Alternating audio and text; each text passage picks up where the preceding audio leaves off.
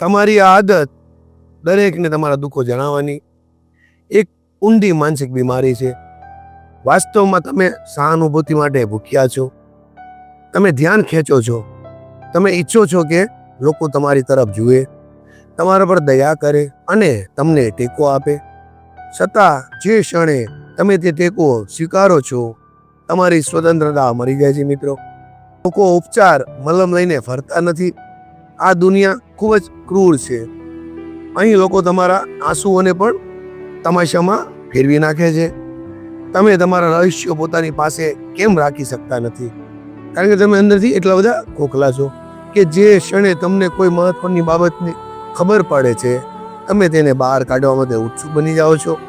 શું તમે ક્યારેય રસ્તાની બાજુમાં પડેલા બીજને ઝાડ બનતા જોયા છે? ના. તો તમારી નિષ્ફળતાનું મૂળ આ આદતમાં રહેલું છે. મિત્રો, તમે વારંવાર તમારા બીજને માટીમાંથી ખોદીને કાઢો છો, જેથી દુનિયાને બતાવી શકો, જુઓ હું ઝાડ બનવાનો છું.